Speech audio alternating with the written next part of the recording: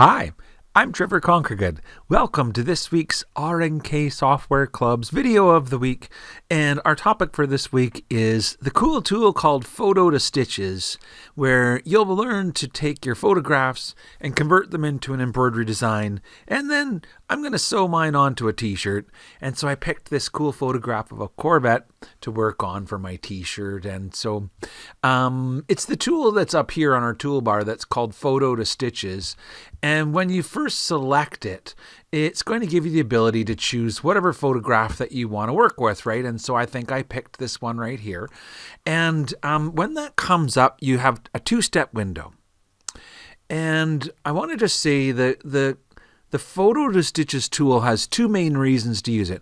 One of them is to make an embroidery design, and the other one is to make an image, like a 3D embroidery simulation image. In other words, I can make my photograph look like it was embroidered, but then save it as a JPEG and email it to my mom, or post it on social media. And by the way, we had a really cool contest, so we call that photoplay when you make a JPEG, and we had a really fun photoplay contest.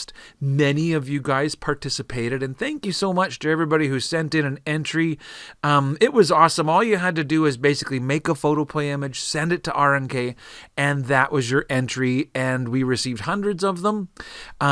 We recently announced the winners, and so congratulations. There are 12 winners of that contest, and there were really big prizes, you guys, like FTCU software was the sort of main prize, and all of our software was prizes, and thread, stabilizers. There was over $9,000 worth of prizes, and it was so much fun that I'm happy to tell you that we're going to plan more contests for this year, and so look forward to some more. Anyway, if you don't know what I'm talking about, I'll see if they can maybe put some links to go with this week's video so that you could see the video that I made to announce the winners, maybe the video that we made of all the cool photographs that we received, the entries of the photo play. I thought the results were just amazing. I loved every single one of them.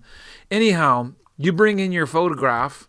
I'm noticing that mine's coming in millimeters, and that's going to be awkward because most of you guys probably don't relate to millimeters. Let me close that and show you. If I just right click on my ruler, I can change it to inches.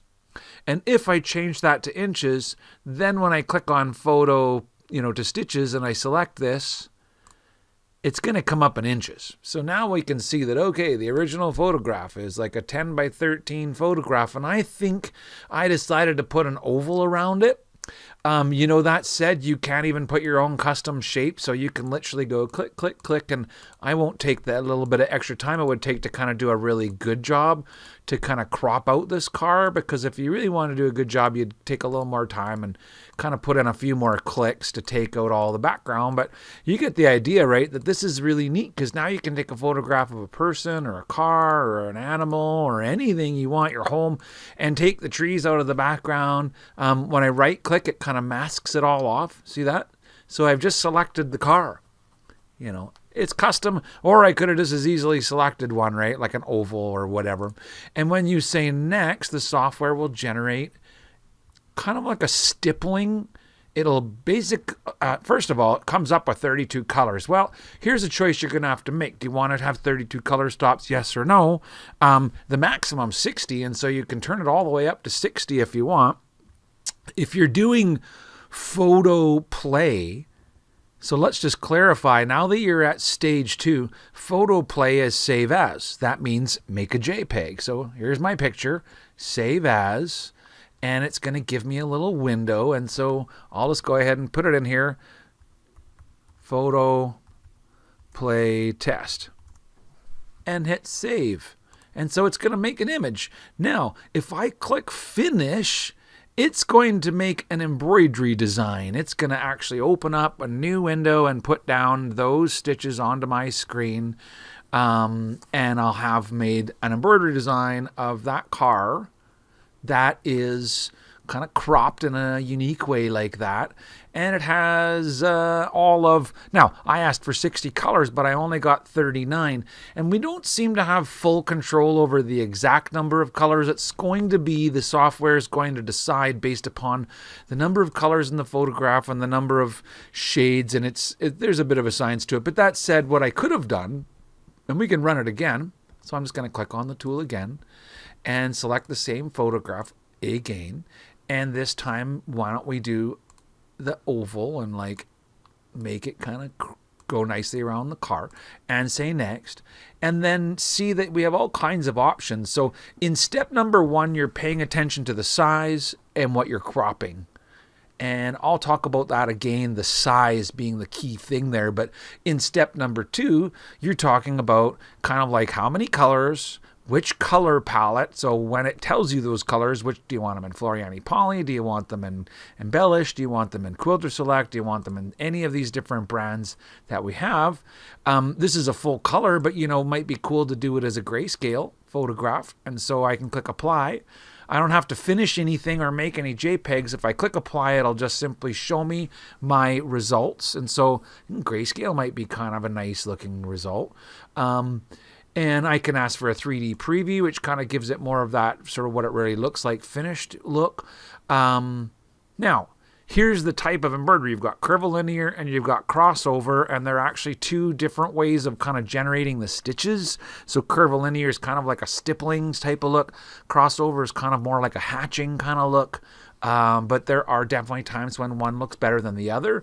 With the curvilinear, you do have the ability to control the quality, with them being step 1, 2, and 3, 3 being the highest, 1 being the least. And so just to give you an idea, I've done some testing with that, and I took the same design, and when I did the design in level 3, it came out around 90,000 stitches. And I know that sounds like a lot, but I'll talk about that again in a moment, the number of stitches that we're making, and maybe some stabilizer suggestions. But first of all, if I took that design and made it level 3, it was around 90,000. If I went level 2, it came down to be around 75. If I went level 1, it was like high 50s. So what this is saying, and you'll notice it's hard because I've asked for a zoom in feature on here so that we can see the results kind of more in depth while we're working on them. But that doesn't currently exist. But the point being, if I choose 1, you'll almost sense it right away that what happens is there's more space between the rows. And what I mean by that is the rows of the stitches. And so if we take this design and say finish right now, it'll make the embroidery stitches come onto our screen. There'll be several different shades of gray in the Floriani polyester. So it looks like it selected 20 shades of gray. And the stitches have more space between them than they would had we selected level 2 or level 3. And so the end result was around 57,000 stitches. So here's the full color original one that I stitched out over here. And now that may not be the case. It says 40,000 stitches. So I don't think that's true because I remember stitching out more than that. Let's do it again. Let's click on the tool. Let's run the same photograph. Let's go with the same size, which is a width of 13 with approximately the same kind of oval on it. So this will be similar to the first one that we did. And because, what we're really talking about is the sort of the size of it, right? And so if I made the picture bigger, that's going to take more stitches, but approximately the same size for both ones. So then we say next, and this time I'll leave it on the level 3 full color and say finish, and just get an idea of how that kind of is more stitches than if we said level 1. And so this is there's not a lot of control levels. You get, level 1, level 2, level 3. The other big thing you can do to change things is the size of it. So now my design has come in around 84,000. So can you see what I'm saying? That's a bit of a range. The same graphic could kind of range from on the mid 50s to the kind of high 80s. Now, is that reasonable, in terms of the number of stitches, right? And first of all, consider the size of the embroidery, because it is 13 inches wide by 6 1/4 tall. And so I'm going to grab a calculator here because my brain's not that good anymore. And I'm just going to do 13 times 6.25. And that is 81 square inches. And so this design covers 81 square inches, and it's approximately 84,000 stitches, so around 1,000 stitches per inch. And I just want you to kind of get an appreciation of that. So if we do fully filled embroidery, in other words, if I just make a square that is 1 inch by 1 inch, so let's draw a shape and select it and tell that shape to be specifically 1 inch. So we'll do it in inches here, and we'll just make it 1 by 1. Are you with me so far? And we'll make it solid, standard, filled in embroidery, just like you normally solid embroidery fill. And we'll, probably with a fill like that, you'd want to have at least a perpendicular underlay, maybe even an additional contour underlay. And so this is pretty typical for a filled in an area. Solid embroidery, right? When you do solid embroidery. And I just want you to notice that when I have this one square selected, it tells me down at the bottom that this design has a total of 30 segments. I have one segment selected, and that one segment is 1,119 stitches. In other words, this fully filled in square is approximately the same kind of density as this fully filled in embroidery design. It's not high, it's not low. I will tell you that if you look at some of your favorite stock designs and you do my little formula, you take the length times the width, get the square inches of your design, and you divide the number of stitches by the number of square inches to kind of give yourself an average number. You'll find that many designs we sew are 1,400, 1,500 stitches per inch. So with all of that said, this is 1,000, and just know that 1,000 is equal to like solid full-in embroidery. So when you're stabilizing this, you need to use stabilizer that's suitable for solid filled-in embroidery. So if you want to sew on a t-shirt, you need a fusible cutaway or a sticky cutaway. Does that make sense? And you need at least one layer of cutaway, and in some cases, depending on what cutaway you choose, you might need two. It really depends on how strong, but I'm probably not going to choose a tearaway for a design that has that many kind of stitches per inch, so I'm looking at cutaways. If you were going to frame your embroidery, your finished embroidery, you may just want to simply sew it on a piece of Stitch and Shape. Stitch and Shape is awesome for doing framed embroidery. That's a product that's nice, durable, can hold any number of stitches, it'll always lay flat, and it's fusible. So if you wanted this to have some kind of a colored background, you could, fuse blue fabric to your white Stitch and Shape and then sew your car on top of blue. And so that's the idea that, if I'm going to do it on a t-shirt, so that's what I've prepared for you guys, is a t-shirt. So I'm just going to bring up some photographs to show you. I got a plain old, cotton t-shirt. I've got my favorite stabilizer for doing t-shirts. In general, this is almost always what we choose around my house for t-shirts, is the Perfect Stick Cutaway. I mean, if it was really light embroidery, I might go with Perfect Stick Tearaway, but a lot of the designs I do are kind of more solid embroidery, and so cutaways usually are better anyways. And the fact that the t-shirt is so stretchy and lightweight kind of just calls for a cutaway in general. The reason we went with sticky, not that fusible would have been wrong, it was just an ease factor. The Perfect Stick Cutaway is so easy for doing t-shirts, especially if you have a multi-needle embroidery machine, as you'll see I do here at Sunset Stitches. And so basically I printed off my template. I've got like all my color list here. I would have gathered all my threads together, made sure I have them all, or at least chose closest sort of suitable ones. And then here we go. So I folded my t-shirt to find the natural center of the t-shirt, and I made a bit of a crease to find the center of the t-shirt and the nice horizon so that I can make sure my embroidery got hooped straight. And then I hooped the stabilizer with the waxy paper facing up. I use a pin to score open that stabilizer and then peel it back to expose the sticky cutaway stabilizer. And so Perfect Stick Cutaway is the same stabilizer as Cutaway Medium in the Floriani line.